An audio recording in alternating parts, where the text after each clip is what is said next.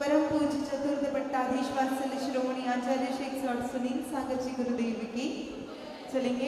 आज के पन्न गुच्छा के लिए आचार्य भगवान के चरणों में त्रय भक्ति पूर्वक नमोस्त निवेदित करते हुए आचार्य भगवान से निवेदन करते हैं कि आपकी मौन साधना को विराम देते हुए हम सब की जिज्ञासाओं का समाधान करें। नमोस्त भगवान, नमोस्त भगवान, नमोस्त।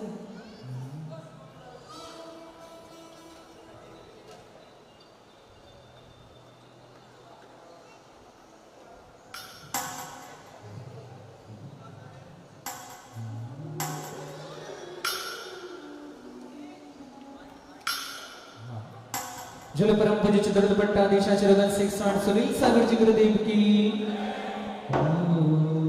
डबो जिड़ा डम डबो जिड़ा डम डबो जिड़ा डम डबो जिड़ा डम डबो जिड़ा डम डबो जिड़ा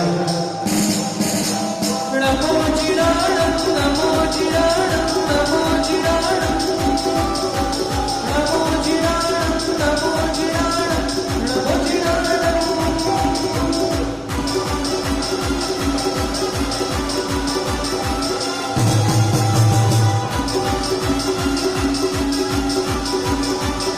डबो जिड़ा डम डबो जिड़ा डम डबो जिड़ा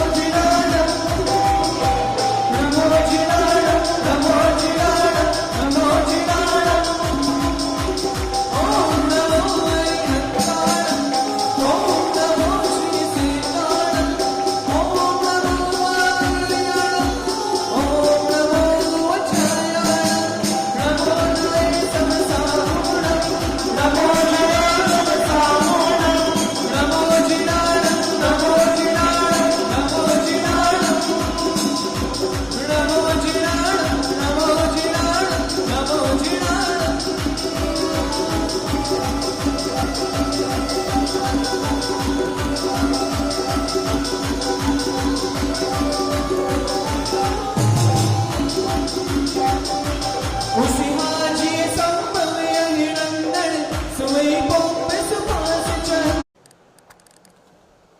विवेक रखना।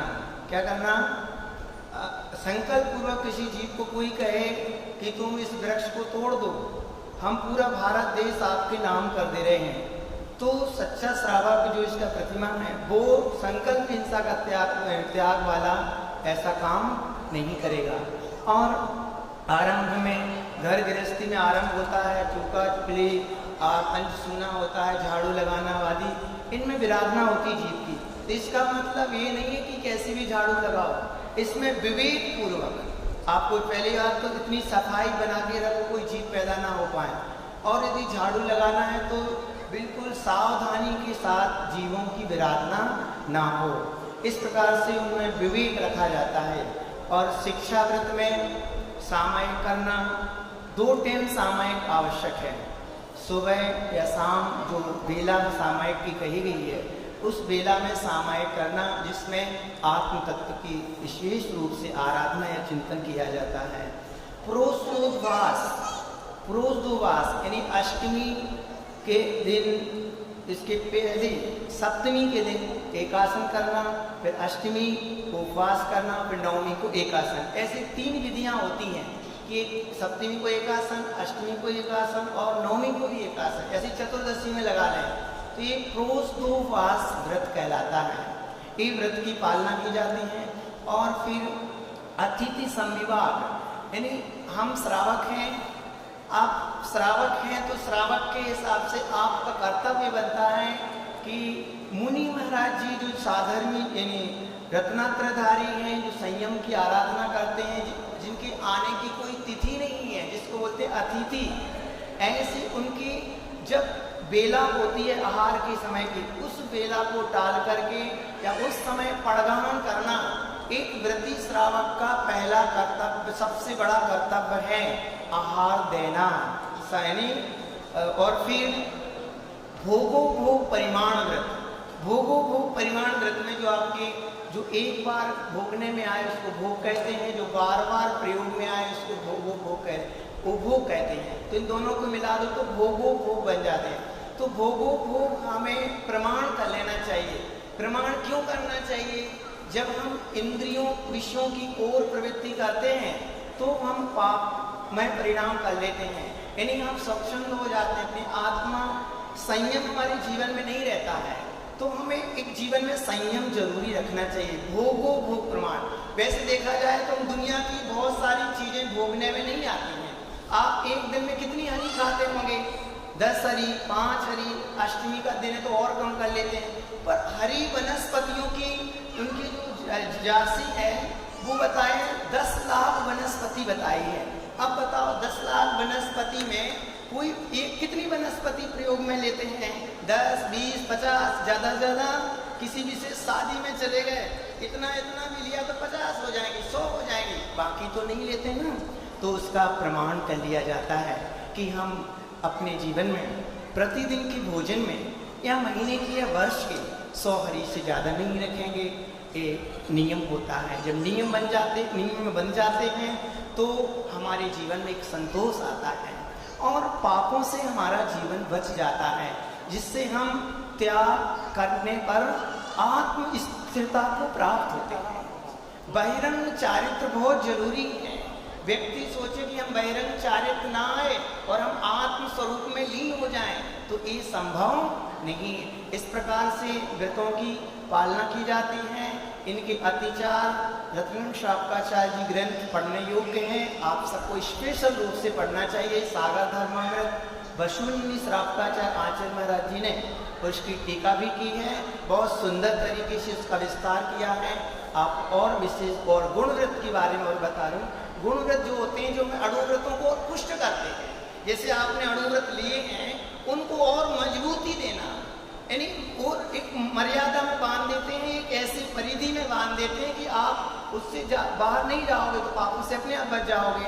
दिग्व्रत, देशव्रत, अनर्थ, दंडव्रत, ये बहुत आवश्यक है, जानने योग्य है। तो दिग्व्रत यानी दिशाओं की मर्यादा करना। आप पूरे दिन भर में एक जीवन भर के लिए दिग्व्रत होता है। जैसे आपने किया उत्तर में क्या आता है? कश्मीर, उत्तर में कश्मीर आता है ना, तो नियम कर लो कि हम उत्तर में उससे दूर नहीं जाएंगे, या पश्चिम में, दक्षिण में और पूर्व में आदि आदि जो भी जितनी आप दूर तक ये जीवन पर्यंत नहीं जाएंगे। अब ये बात है, ये तो अपना दिग्व्रत हो गया है।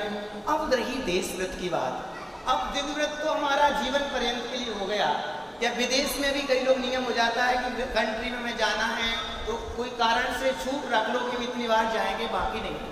अब रही ये बात कि हम प्रतिदिन इतनी दूर भारत में भी नहीं जाएंगे, तो इसके लिए गांव गली गृह बाग बजारा, ये बात दौलत राम जी ने अपनी 6 ढाला में 3री ढाल में कही है।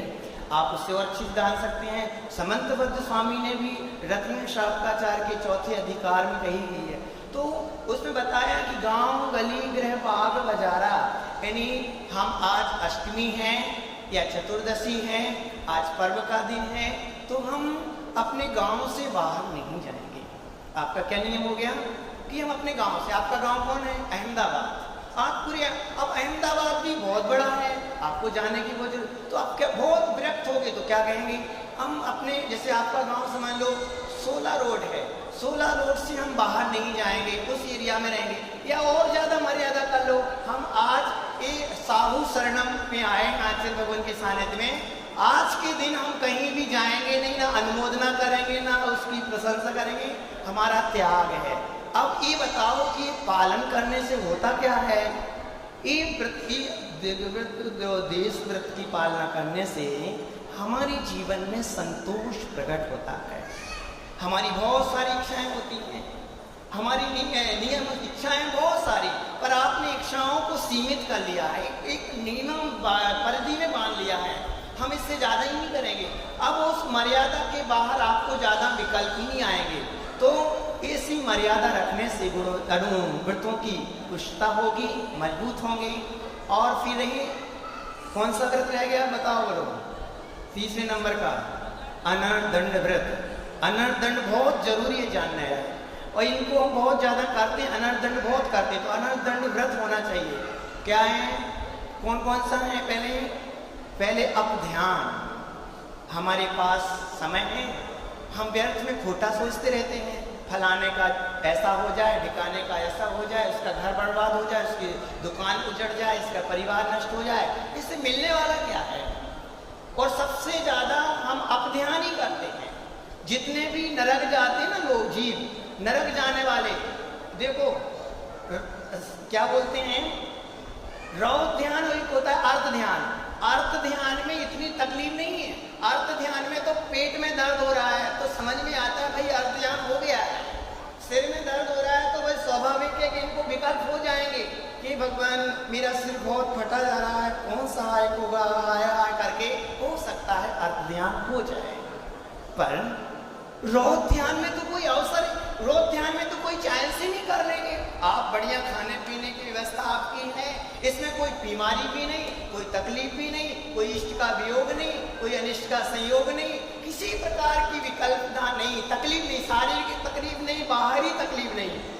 तो फिर रौद्र ध्यान से ऐसा वो ध्यान कैसे बन जाता है और नरक कैसे चले जाते हैं, समझने लायक है। क्या करता है जीव? जीव व्यर्थ में ही हिंसा में आनंद मानता है। सामने वाला मर जाए बस ये भाव करता है, दूसरे की तकलीफ में थपड़ियां बजाता है, वाह वाह खुशियां मना रहा है। इसमें कोई तकलीफ तुम्हें नहीं, सिर्फ दूसरे के भोगों को देख करके, दूसरे की उपलब्धि को देख करके तुम्हारे मन में खराब भाव आ रहे हैं। तो क्या हो जाएगा? अपध्यान होगा, वो रौद्र ध्यान में बदलेगा तो नरक जाना पड़ेगा। कहाँ जाना पड़ेगा? आचार्य भगवान सुबह पुरुषार्थ सिद्धि ग्रंथ जो है, अहिंसा की व्याख्या बहुत सुंदर सही ढंग से उस ग्रंथ में की गई है, वो पढ़ने योग्य है। अमृतचंद स्वामी ने ये बात स्पष्ट रूप से एक श्लोक दी है। अब ध्यान कैसे बनता है, वो को क्या किसी उसमें किस तरीके का चिंतन होता है उसमें लिखा हुआ है और अच्छे से जान सकते हैं आप लोग। फिर अब ध्यान दुसुति, दुसुति का मतलब खोटी चीजें, बैठे हुए मोबाइल पर और पास में लोग बैठे, मित्र लोग बैठे हुए, हेलो दुसुति कर रहे हैं, खोटे उपन्यास पढ़ रहे हैं, पिक्चर देख रहे हैं, गाने सुन रहे हैं, एक रागियों की बातें सुन रहे हैं, वार्ता कर रहे हैं उनसे, राग भरी। तो ये खोटी चीजों को सुनना वो दुसुति कहलाती है। हमें ना तो किसी को दुसुति में निमित्त बनना चाहिए और ना हमें किसी प्रकार से किसी की निंदा, परम देव शास्त्रों की, न किसी परिवार के विनाश की, किसी भी जीव के प्रति खोटी भाव विकार वाली बातें नहीं सुना। फिर और दूसरी दुसुति ब्रह्मचर्या, हमारे लिए चलना है, उठना है तो यत्नाचार पूर्वक प्रवृत्ति करो। उठना है, ऐसे उठे, कई बार क्या करते हैं, ये टेबल है, टेबल क्या करते हैं, रखी है, खिसकाना, आलस आ गया हमारे अंदर, क्यों खिसकाते हैं? अरे भाई सावधानी से उठाओ, पहले उसके नीचे जीव होगा तो मर जाएगा। और जैन धर्म तो ये कहता है यदि जीव नहीं भी मरा, तुमने प्रमाद पूर्वक खिसकाई है, सिर्फ टेबल को खिसकाया है, तो भी हिंसा का दोष लगता है। क्यों? इसमें तुम्हें प्रमाद था, इसमें तुम्हारी सावधानी नहीं रही। तो कहने का मतलब ब्रह्मचर्या में बहुत सारी चीजें आती हैं, पानी को ढोलना, भूमि को खोदना, व्यर्थ की चीजें जिसमें जीवों की हिंसा होती है वो करते रहना, उंगली चटकाना, ब्रह्मचर्या में आता है। बहुत सारी चीजें इस प्रकार से जाने। और फिर ब्रह्मचर्या, दुसुति, और कौन सा रह गया है? एक और रह गया है। इस प्रकार से आप सब इन व्रतों को जानेंगे और विशेष जानना है तो बाद में मिलना, आपको बता देंगे। आज से बोली उपदेश बताएंगे और आगे। नमोस्तु आचार्य जी, उपाध्याय जी के चरणों में नमोस्तु, महाराज जी के चरणों में नमोस्तु। आज सुबह में समोसरण लगा था, प्रवचन में 2 जीव आए थे, उनसे हम सब भयभीत हो रहे थे। तो वो जीव कौन से होंगे? प्रवचन सुनने आए होंगे, तो वो उनकी जगह से वो धीरे धीरे हट रहे थे, लेकिन हम भयभीत हो रहे थे। तो गुरुदेव इसका ये हमारी कमजोरी है। कुत्ता और बामणी थे दोनों, कुत्ता भी आया था और बामणी दोनों आए थे, सांप भी आया था। एक कहीं ना कहीं ये मान के चलिए, जो भी हम जब प्रतिमान युगादि ग्रंथ पढ़ते हैं तो ये चर्चाएं आती हैं, तो लेख आता है, हम यहाँ एकत्रित हुए हैं तो कहीं ना कहीं पूर्व भाव का संस्कार है, पूर्व भाव का कोई ना कोई जीव का रिलेशन संबंध बना रहता है। उसके अनुसार कहीं ना कहीं वो पवित्र क्षेत्र में आता है। अब उन जीवों की बात रही, हमारे यहाँ तो सभी प्राणी के कल्याण के लिए अवसर खुला है। जैन दर्शन है, प्राणी मात्र का है, उस जीव का पुण्य तो होगा। हम इतनी आंतरिक भावना को तो नहीं जानते हैं, पर वो भूल से भी वहाँ आया है तो कहीं ना कहीं उसका पुण्य होगा कि उसके कान में, वो भी पंचेंद्रिय है ना, तो पंचेंद्रिय जानवर जो है उसके कान में आचार्य भगवान की जो जिनवाणी है, वीर प्रभु की देशना है, वो पड़ेगी तो निश्चित कहीं ना कहीं कल्याण का पथ उसका प्रशस्त होता है। पुण्य का विपाक जरूर है, इसमें ये मान के रखना। नमोस्तु भगवान, नमोस्तु भगवान। महाराज जी, मेरा शंका है कि जैसे सन्मति सागर जी महाराज, महावीर कीर्ति महाराज, विद्यासागर जी महाराज, विमल सागर, इनकी वो देवलोक में विराजमान हैं, उनके यहाँ शिष्य मुनिराज होते हैं, उनकी भी समाधि पूर्वक संलग्न होती है और वो मरण में देवलोक में जाते हैं, तो वो क्या उन भगवान के दर्शन करते हैं? कौन? जो यहाँ से जाते हैं वो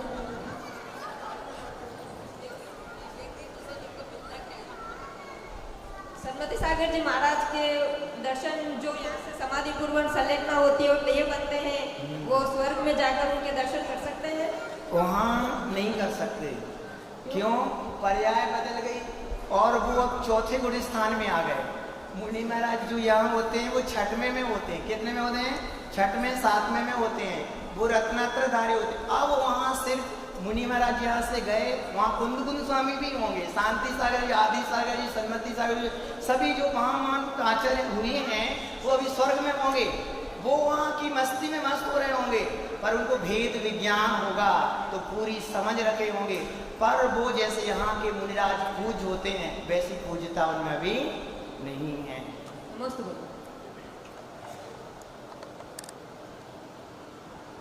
गुरुजी नमस्ते। अपने 24 तीर्थंकर होते हैं और सिमंदर स्वामी भी होते हैं, तो कहते हैं कि सिमंदर स्वामी अभी महाविद्या क्षेत्र में विचल रहे हैं, तो महाविद्या क्षेत्र है कैसा और सिमंदर स्वामी है कौन, उनके बारे में? महाविद्या क्षेत्र है कैसा? हाँ, महाविद्या क्षेत्र कह रहे थे भी विचल रहे हैं सिमंदर स्वामी। हाँ, सुनो, बहुत अच्छा। अपन जब त्रिलोक सार ग्रंथ पढ़ते हैं तो वहाँ जहाँ अपन अभी मध्यलोक में हैं, 2.5 द्वीप में ये विदेह क्षेत्र हैं। और विदेह क्षेत्र की अलग अलग नगरियाँ हैं। जैसा अपना आर्यखंड है ना, ऐसी एक नगरी है। तो उन नगरियों में वो नगरी यही जैसे यहाँ की व्यवस्था है वैसी वहाँ भी वैसी ही व्यवस्था है। यहाँ चौराहे हैं, भवन हैं, लोगों के निवास स्थान है, खान पान तरीके जो भी हैं वो सेम वहीं के हैं। यहाँ भी ऐसा कह सकते हैं, यहाँ की व्यवस्था विदेह क्षेत्र जैसी ही है। बस अंतर यह है कि वहाँ भगवान अभी हैं, चौथा काल वर्त रहा है। तीर्थंकर भगवान में समानता ही है और वो विचरण करते हैं। जैसे यहाँ पे तीर्थंकर महावीर स्वामी विचरण करते थे, केवल ज्ञान शक्ति से युक्त होकर के, जितनी उनकी आयु है उतना विचरण करते थे। भवि भागन बच जोगे बसाए, जहाँ भव्य जीव वहाँ होते होंगे वहाँ उनका लाभ लेते हैं। ऐसे उस वातावरण को कहें कि बहुत पवित्र वातावरण वहाँ का रहता है। आपने एक पूछा है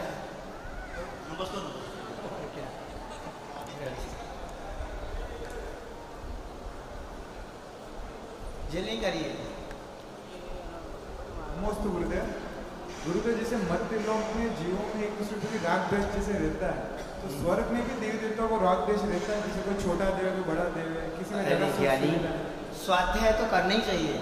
तो कहने का मतलब चतुर्गति में जितने भी जीव हैं, चाहे वो नरक हो, चाहे स्वर्ग में हो, चाहे मध्यलोक मनुष्य गति की हो, चाहे त्रिंश गति की हो, या तीनों लोकों में हो, नरक में, मध्यलोक में और ऊपर स्वर्ग लोक में, चतुर्गति में जीव हैं तो उनके राग द्वेष हैं। अब यह बात रही, किसी को राग की तीव्रता है, किसी को द्वेष की तीव्रता है। कोई जीव कृष्ण निष्ठा में रह रहे हैं, खोटे भाव में रह रहे हैं, जैसे नारकी जी। कोई प्रशस्त भाव में रह रहे हैं, यानी राग है, वो राग साता के वातावरण में रह रहे हैं, उनको राग होता है। किसी के कम है, किसी के ज़्यादा है। अब एक कम बढ़ तो व्यक्ति के खुद के पुरुषार्थ पर निर्भर करता है। व्यक्ति का खुद का चारित्र, खुद का ज्ञान, खुद के क्षयोपशम, खुद की चिंतन शैली, वो कितना राग को कम कर सकता है, कितना बढ़ाता है, वो खुद के ऊपर है, रहते जरूर है।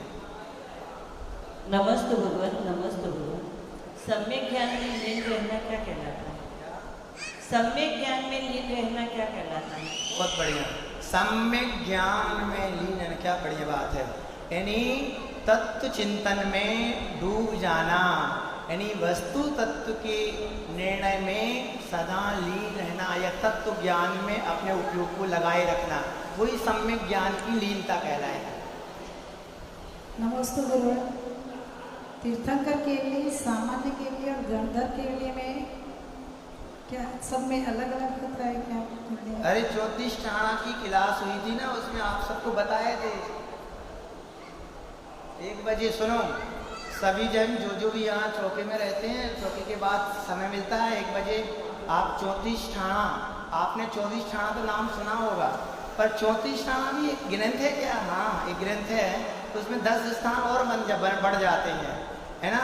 स्पर, छेद, काल, अंतर, अवगान और क्या बोलते हैं, बंद, उदय, सत्य, ऐसे 34 स्थान का ये बहुत अच्छा ग्रंथ है, सिद्धांतिक ग्रंथ है और सिद्धांतिक प्रश्नोत्तर उसमें है, और वो आपके जीवन को जीवन में बहुत काम आएगा, और जीवन को आप अच्छी तरीके से निष्पाप या कहें सबसे महत्वपूर्ण बात कि दुर्लभता समझ में आएगी वो ग्रंथ पढ़ने पर कि मैं यहाँ क्यों हूँ। चलो, आपके प्रश्न का उत्तर तो यह है कि सामान्य केवली, तीर्थंकर केवली, सामान्य केवली होते हैं जो सामान्य रूप से वो तीर्थंकर यानी दीक्षा लेते हैं, केवल ज्ञान हो जाता है। फिर उपसर केवली हो, जैसे पारसनाथ भगवान उपसर केवली हुए, उपसर होके बाद तुरंत केवल ज्ञान होके निर्वाण हुए। फिर अंतःकृत केवली होते हैं, अंतःकृत केवली अंतर्मूल में यानी कि केवल ज्ञान को प्राप्त हो जाते हैं। फिर और कौन से केवली हैं? अनुबद्ध केवली। अनुबद्ध केवली, केवलियों में कोई अंतर नहीं है वैसे देखा जाए, सिर्फ घटनाओं का अंतर है। एक तीर्थंकर केवली का है तो तीर्थंकर हैं, उस अवस्था में तो केवल ज्ञान हुआ तो तीर्थंकर केवली। समुद्घात केवली भी होते हैं। ऐसे अलग अलग केवली अलग अलग प्रसंगों से बनते हैं, और इनमें अंतर, आंतरिक अंतर कुछ नहीं है, घटनाओं से सिर्फ अंतर होता है। और मूक केवली होते हैं। मूक केवली का मतलब होता है वो बोलते ही नहीं है, जो यहाँ मौन प्रिय होते हैं ना, ज़्यादा किसी को संबोधन नहीं देते ज़्यादा, और वो अपने में ही रहते हैं, वो कभी कभी केवली भी बनेंगे तो मूक केवली बनेंगे वो कभी। पर आचार्य को ध्यान रखना, मौन भी रहते हैं और सबके कल्याण के लिए बोलते भी हैं, तो इसका मतलब हम तीर्थंकर केवली बनेंगे क्योंकि तीर्थंकर से स्पेशल धर्म की प्रभावना होती है, स्पेशल समोषण की रचना होती है, और इस प्रकार से केवलियों के बारे में और जान लेना।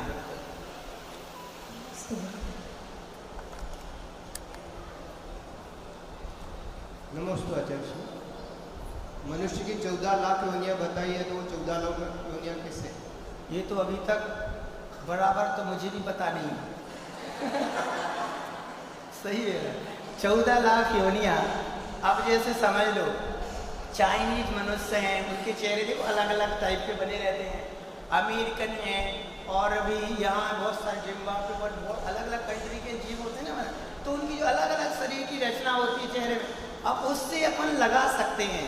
इस प्रकार से जातियाँ यानी अलग अलग प्रकार की वेराइटीज हो, वो इस प्रकार से जान सकते हैं। अभी वर्तमान में जो देशों में अलग अलग मनुष्य हैं, उनकी इस प्रकार से जाति से अपन जान सकते हैं। बहुत सारी होंगी और भी, इनके 14 लाख कुलकोटि भी होते हैं। क्या होते हैं? वो जाति अलग है और कुलकोटि उनकी 9 कर्मों को बोलते हैं, उनकी शरीर की रचना अलग अलग होती है। तो ये सब स्पेशल फिर बाद में कभी आचार्य भगवानी बताएंगे।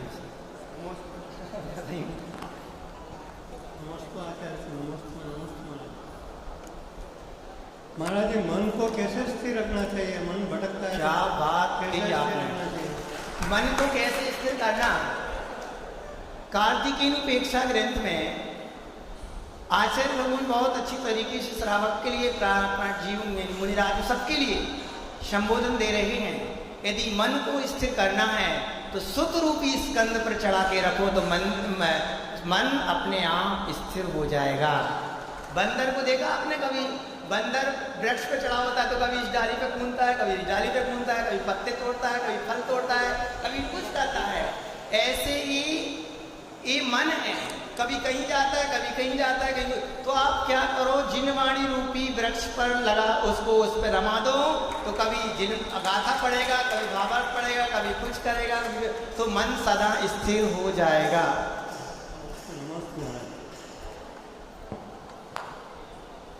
नमस्ते गुरुदेव। आचार्य श्री नमस्ते गुरुदेव। आचार्य श्री, आजकल कई श्रावक जो होते हैं वो हमारे जो मुनिराजों के मंगल प्रवेश और अन्य कार्यक्रम जो भव्यता लिए हुए होते हैं उन पर तो आपत्ति करते हैं, किंतु अपने जीवन के बाकी क्षेत्रों में धन का प्रभाव देखना चाहते हैं, तो ये कहाँ तक उचित है? वो जीव जो हैं इस प्रकार की सोचते हैं, वो कहीं विशेष पाप भावों से उनका जीवन बिल्कुल बंधा हुआ सा है, यानी उनके जीवन में कभी पवित्रता नहीं आई है। ऐसे भगवान की महिमा तो हमें बढ़ चढ़ के करना चाहिए। हम शादी में जाते हैं, लाखों करोड़ों का खर्च करते हैं, और ना जाने भोगों, अभी देखो बड़ी बड़ी कॉलोनी बन रही, बड़ी बड़ी मल्टियाँ खड़ी हो रही हैं, अरबों खरबों की प्रोजेक्ट होते हैं, और कितना खर्च होता है इसका कोई हिसाब नहीं, जिसमें सिर्फ पाप का ही बंद होता है। शादी में बताओ कौन सा धर्म हो रहा है, बोलो। शादी कराने में जो तुम खर्चा कर रहे हो 1 करोड़ अरबों रुपए की। अभी एक कोई बता रहा था, महाराज जी एक जैनी भाई विदेश से आता है, स्पेशल प्लेन लेके आता है, 20 लाख रुपया से प्लेन के लेके लगाता है, और सिर्फ आता है चला जाता है। मैंने सोचा कि 20 लाख रुपया इस सामान्य प्लेन में आ जाए तो 1-2 लाख में ही काम हो जाए, और 18 लाख उसको सौंप ही पड़ गया है। तो बहुत सारे ऐसे लोग हैं जो भोग को बहुत महत्व देते हैं। तो इन जीवों के विचारों को सुनकर के हम प्रभावित ना हो, हमें तीर्थंकर भगवान की महिमा करना चाहिए। हमारे आचार्य भगवान भी पंच कल्याण जगह जगह कराते हैं। उनका एक ही उद्देश्य होता है कि विशाल सभा होगी, जब अभी देख लो सभा छोटी है, अब यहाँ यदि पंच कल्याण होता तो इस स्थान पर पूरा गुजरात उपस्थित होता, यानी 10,000 20,000 लोग होते।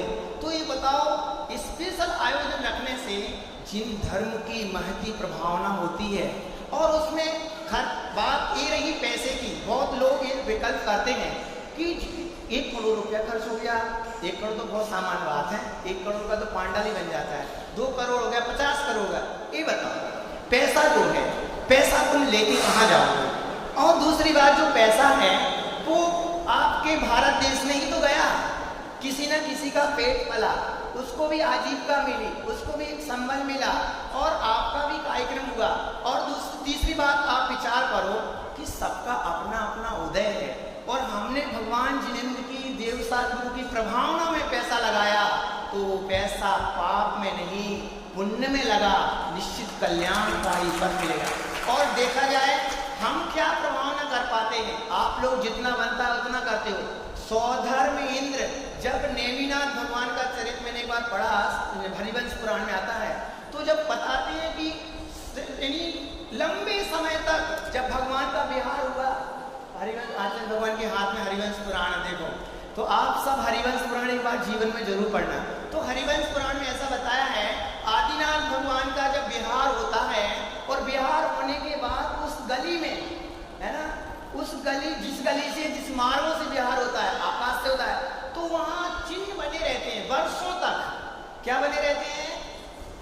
जब उनका स्वागत किया जाता है तो कुछ स्थान, जैसे अभी देख लो, ये साहू शरणम में आचार्य भगवान इस परिसर से चतुर्मास करके चले जाएंगे, तो कहीं बैनर लगे रहेंगे महीनों तक, सालों तक, कहीं कुछ लगा रहेगा, कहीं कुछ स्थान बना रहेगा, कहीं ना कहीं आचार्य भगवान के बैठने के स्थान बना रहे, ऐसे कुछ ना कुछ चिन्ह बने रहते हैं, तो जिससे हमें प्रेरणा मिलती है धर्म करने की। तो बात यह है, हमें धर्म की प्रभावना में कभी इस प्रकार की भावना नहीं करना चाहिए, और जो करते हैं उनकी खूब अच्छा करते हैं, उनकी अनुमोदना करो, और जो इस प्रकार की सोच रखते हैं उनसे कहो भाई तुम बैठ जाओ, और उनकी बात कहने वाले को कहने दिए करो, कोई तकलीफ नहीं।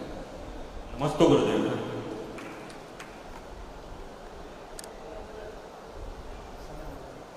समय हो चुका है, जल्दी एक प्रश्न कर लीजिए। आचार्य श्री के चरणों में कई बार नमोस्तु नमोस्तु नमोस्तु। आचार्य श्री, मेरा प्रश्न ये है कि देह दान करना कहाँ तक उचित है? कौन सा दान? देहदान। क्या बात है। देहदान का मतलब समझते हो? हमारे यहाँ देहदान की कोई परंपरा नहीं है, रक्तदान की कोई परंपरा नहीं है, पर हाँ 4 दान स्पेशल बताए। कितने दान बताए? अब कई लोग क्या करते हैं, अब जैसे जीभ चला गया, अब बॉडी बची हुई है तो उसके पार्ट्स वगैरह बेच देते हैं। अब देखो इसकी दूर दृष्टि से देखें, अब कई लोग बोलते हैं कि जिस व्यक्ति को आंखें मिलेंगी, अब वो अज्ञानी जीव होगा, असहनी होगा, तो आंखें मिल जाने पर वो गलत काम भी कर सकता है। गलत काम करेगा तो नहीं हो सकता है, गलत कर लेगा। आपने उसको खून दिया है बोल, अब देखा जाए तो जो उसके पुण्य का पाक है, उदय है, उसको उस प्रकार से व्यवस्था बनती है। पर हमारे यहाँ तो 4 प्रकार के दान की विशेष व्यवस्था है, उसको स्पष्ट जानना और उसमें यदि हम रहते हैं तो हमारा कर्तव्य। नमोस्तु। चलो हो गया। नमो सिद्धार्थम। जो परम पूजा आचार्य सुनील सागर जी गुरुदेव की आरती के लिए सब लोग खड़े हो जाए। पीछे से आरती करना, आगे नहीं आना।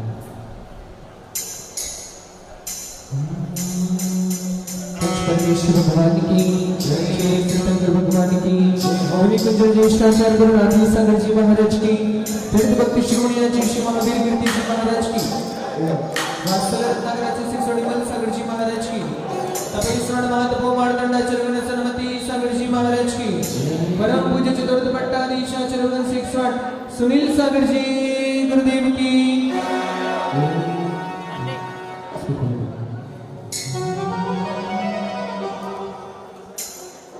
ओम जय महावीर प्रभु, स्वामी जय महावीर प्रभु, कुंडली पुरिया मितारी, चांदनी पुरिया मितारी, कृष्णानंद विभो। ओम जय महावीर प्रभु, ओम जय महावीर प्रभु, स्वामी जय महावीर प्रभु, स्वामी जय हरिनाथ प्रभु, ओम जय हरिनाथ प्रभु, स्वामी जय हरिनाथ प्रभु, ऋषि मुनि को नाम सतगुरु, ओम जय हरिनाथ प्रभु, मंगल आरती कीजिए, पंच परम पति भज सकीजिए, पहली आरती श्री जी राजा, भगवती पार उतारती हाजा, दूसरी आरती से भज तेरी, सुमिरन करे तम तेरी नभ तेरी, तीसरी आरती सूर भूलिका, जन्म वरण त्रिभुवन करेगा, चौथी आरती श्री अभिजाया, दर्शन देखत पाद फलाया, पांचवी आरती साध तिहारी, उनकी विनाशन शुभ अधिकार, छठी जय रहपति नारायण, शांति बंदन अधिकार, सातवीं आरती श्री जिनेवाणी, जागत सैद मोक्ष सुखीवाणी, आठवीं आरती बाहुबल स्वामी, करी कपल सहवे मुशिनामी, विधि मंगल आरती कीजिए, पंच परम पद कीजिए। पंच परमेश्वर भगवान की मैं तो आरती उतारू रे, अंगली के आदि के, जय सूर्याद सागर जय जय हो, जय सूर्याद सागर जय जय हो, बड़े तपस्वी पीर श्री राज आदि सागर जी, आदि सागर जी, भगत महिमा नदी गाय, आदि सागर की, आदि सागर की, 7 दिन उपवास करे, 1 दिन आहार करे, 1 दिन उपवास करे,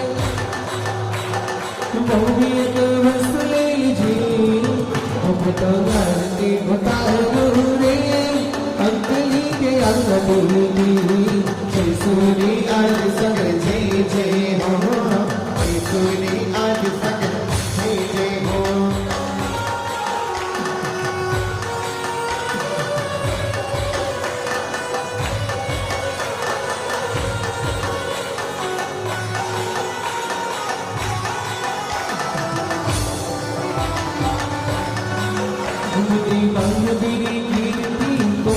बनाया करता देश बनाया करता देश मुझे अपना भाषा करता लिया गुरु से आशीष लिया गुरु से आशीष परिश्रम को सहन करे आत्मिका चिंतन कर परिश्रम को सहन कर आत्मिका चिंतन कर भगवती जब लिपट नहीं थी हमें तो आरती उतारो रे महावीर कीर्ति जय सूरी महावीर कीर्ति जय जय हो जय सूरी महावीर कीर्ति जय जय हो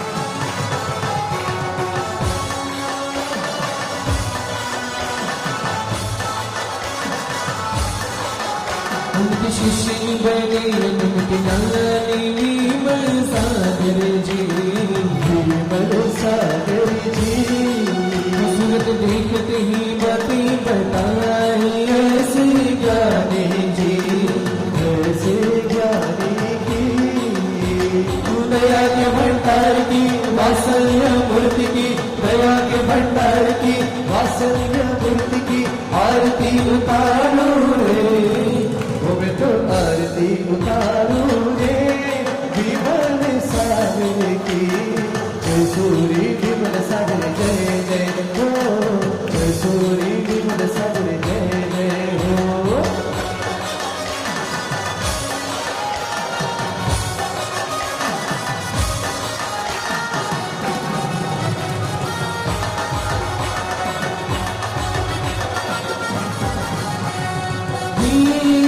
सबसे बड़ा तेरा नाम हो पूजने वाले सनीपति बाबा मेरे बिगड़े बना दे सारे नाम मेरे सबसे बड़ा तेरा नाम हो पूजने वाले सनीपति बाबा मेरे बिगड़ी बना दे सारे नाम मेरे सांसों की माला पे सिमरो में सनीपति नाम सांसों की माला पे सिमरो में सनीपति नाम उनकी पावन चरणों में है मेरे चरण सांसों की माला पे सिमरो में सनीपति नाम सांसों की माला पे सिमरो में सनीपति नाम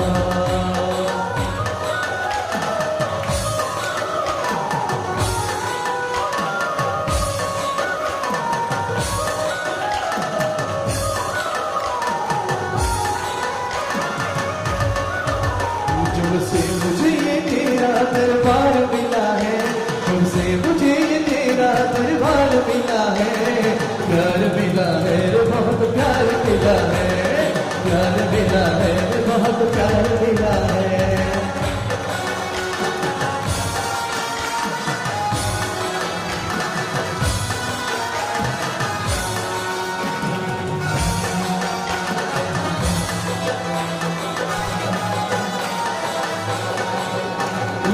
श्री बने श्री राम जय सनीमती सागर जी सरवती सागर जी जात महिमा गाय तपस्वी साधु तपस्वी साधु त्याग करे भट्ट जला हार करे त्याग करे भट्ट जला हार करे जित ज्ञानी की आरती उतारो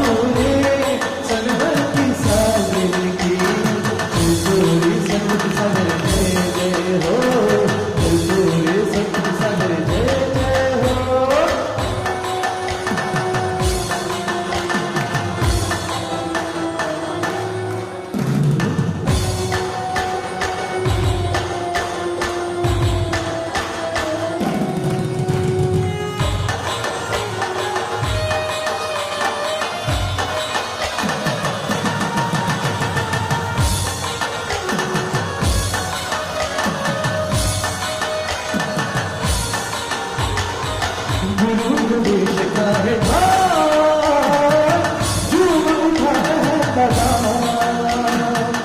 गुरु प्रवेश का है ढाल, झूम उठा है तलाश। आचर सुन सभी गुरुवाद का भोला वर्षावा। आचर सुन सभी गुरुवाद का भोला वर्षावा। गुरु प्रवेश का है ढाल, झूम उठा है तलाश।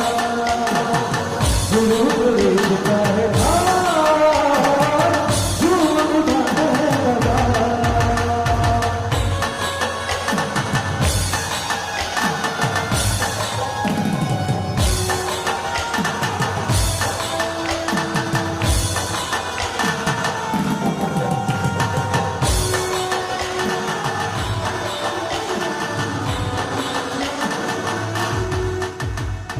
તમે મને માયા લગાડી મારા ગુરુજી, તમે મને માયા લગાડી રે. માયા લગાડી મારા ગુરુજી, તમે મને માયા લગાડી રે. તમે મને માયા લગાડી મારા ગુરુજી, કેવી માયા લગાડી રે. મારા જીવનના આધાર તમે ગુરુજી, તમે મને માયા લગાડી રે. મારા જીવનના આધાર તમે ગુરુજી, કેવી માયા લગાડી રે.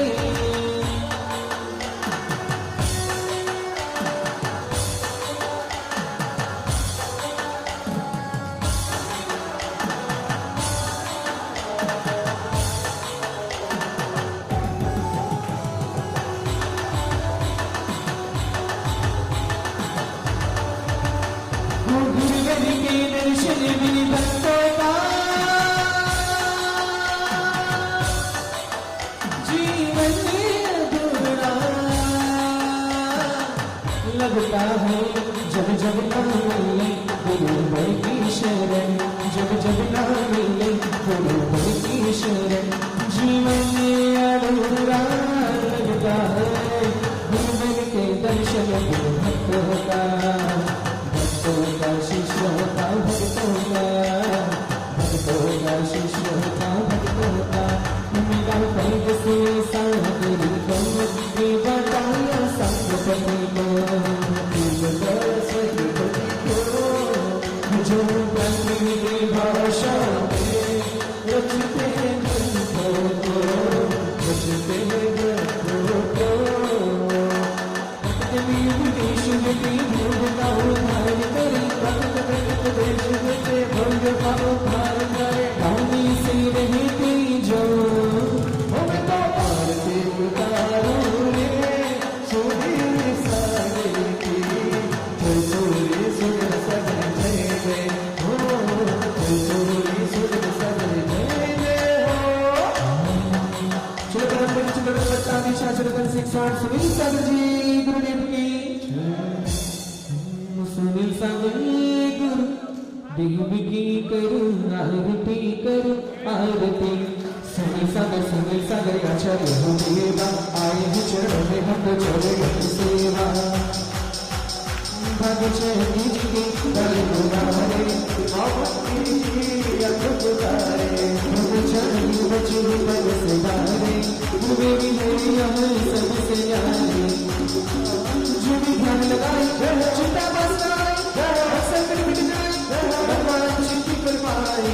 विकार बदल जाए, हाथ की करो आरती करो आरती। सुनता आचार्य हो देवा, आए करो भक्त करो सेवा। झुकाना गुरुदेव का जय गुरुदेव।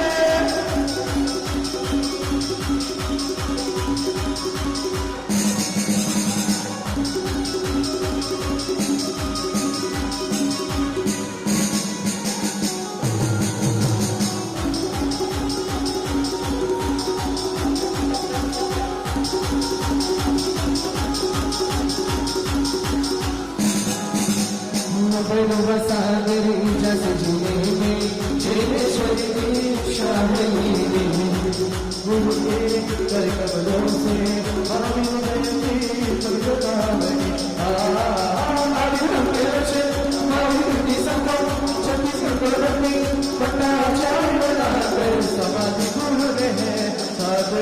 करो आरती करो आरती। सुनील सागर आचार्य हो देवा, आए हैं चरणों में हम तो चरणों की सेवा।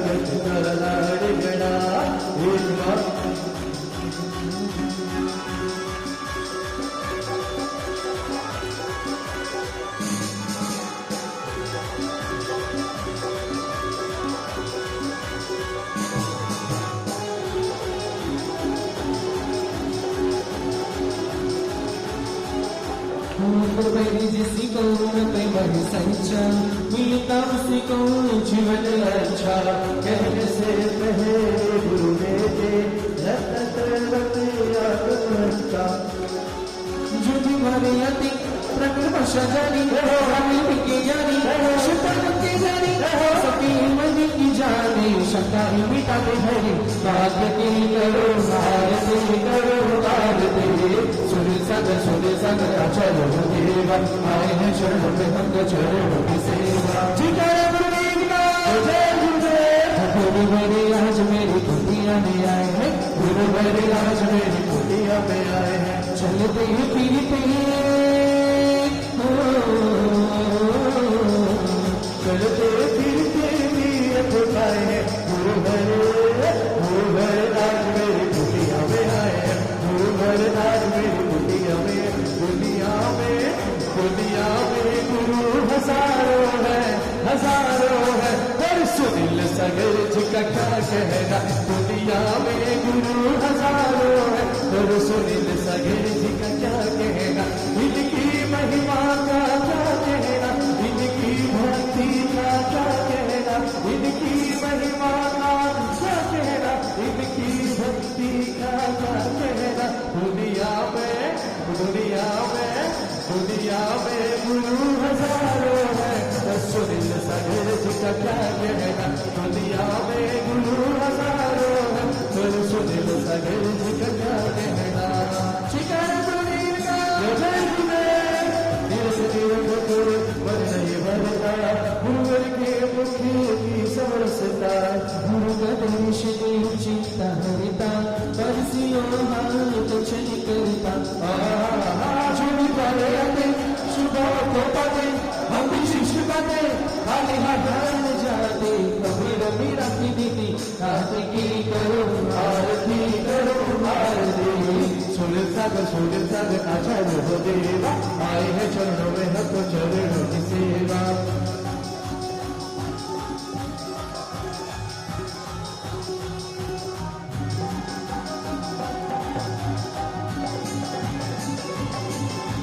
जयकारा जयकारा